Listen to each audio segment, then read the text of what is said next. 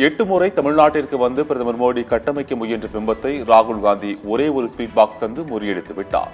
திமுக முப்பெரும் விழாவில் திமுக தலைவரும் முதலமைச்சருமான மு.க. ஸ்டாலின் பேச்சு.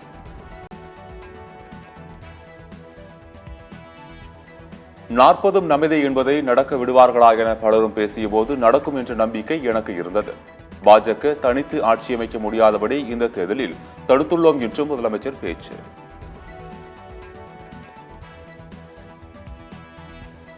தேர்தலில் அறுதி பெரும்பான்மை பெற முடியாமல் பாஜக தலைகுனிந்துள்ளதாக முத்தரசன் விமர்சனம். மதவெறி சக்திகளுக்கு முடிவு கட்டும் வெற்றியாக இந்தியா கூட்டணியின் வெற்றி அமைந்துள்ளதாக கே. பாலகிருஷ்ணன் பேச்சு.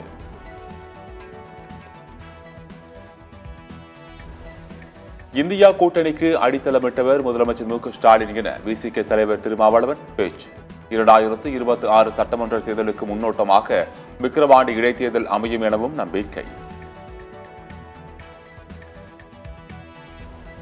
விக்கிரவாண்டி இடைத்தேர்தலை புறக்கணிக்கிறது அதிமுக. பொதுச் செயலாளர் எடப்பாடி பழனிசாமி தலைமையில் நடைபெற்ற ஆலோசனைக்கு பிறகு அதிகாரப்பூர்வ அறிவிப்பு. தேர்தலை கண்டு அஞ்சுகின்ற, பயப்படுகின்ற, அச்சப்படுகின்ற இயக்கமல்ல அதிமுக. கடந்த காலங்களிலும் அதிமுக இடைத்தேர்தல்களை புறக்கணித்துள்ளதாகவும் எடப்பாடி பழனிசாமி அறிக்கை.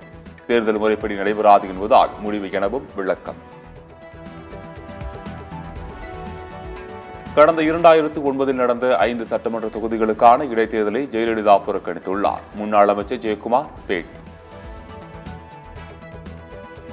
அதற்கு கடந்த கால உதாரணங்கள் உண்டு. எனவேதான் 2009ஆம் ஆண்டு பொறுத்தவரை இதே புரட்சித் தலைவர் அம்மாவை பொறுத்தவரை ஒரு முடிவெடுத்து அன்றைக்கு விக்கிரவாண்டி இடைத்தேர்தலில் அதிமுக போட்டியிடுவதில்லை என்று இபிஎஸ்க்கு ஒருங்கிணைப்பு குழுவின் சார்பில் வாப்புகளேந்தி கடும் கண்டனம். சரியான முடிவு கிடையாது என விமர்சனம்.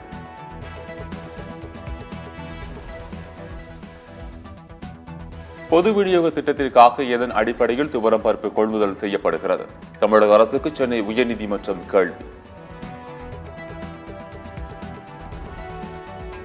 மக்களின் உணர்வுகளை மதிக்காத தமிழக அரசை கண்டித்து ஆந்திராவிற்கு இடம்பெயர உள்ளதாக பரந்தூர் மக்கள் முடிவு. வரும் 24ஆம் தேதி கண்ணீர் பயணம் சென்று சித்தூர் மாவட்ட ஆட்சியரை சந்திக்க இருப்பதாக அறிவிப்பு. விக்கிரவாண்டி தொகுதி இடைத்தேர்தலில் பாமக சார்பில் சி. அன்புமணி போட்டி என அறிவிப்பு. பாஜக கூட்டணி கட்சிகளின் சார்பில் பாமக போட்டி.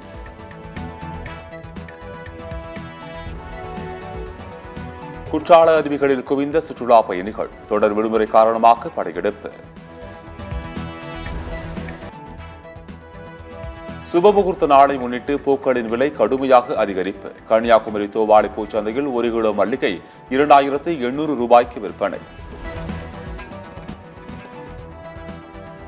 சத்தீஸ்கரில் 113 டிகிரி அளவுக்கு அதிகரித்த வெயிலின் தாக்கம். கடும் வெப்பத்தால் மக்கள் அவதி. சாகித்ய யுவ புரஸ்கார் விருதுகளை அறிவித்தது மத்திய அரசு.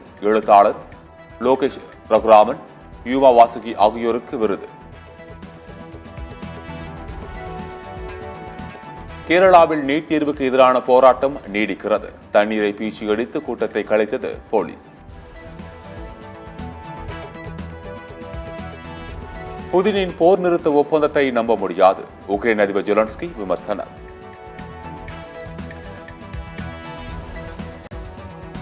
ஆந்திர முன்னாள் முதல்வர் ஜெகன்மோகன் ரெட்டியின் வீட்டின் முன்புறம் இடித்து அகற்றம். நடைபாதையை மறித்து பாதுகாவலர்கள் தங்குவதற்கு அறை கட்டப்பட்டதாக எழுந்த புகாரில் நடவடிக்கை. தொடர் விடுமுறையால் சொந்த ஊர்களுக்கு படையெடுக்கும் மக்கள். செங்கல்பட்டை அடுத்துள்ள பரனூரில் வாகனங்கள் பல மணி நேரம் காத்திருக்கும் அவலம்.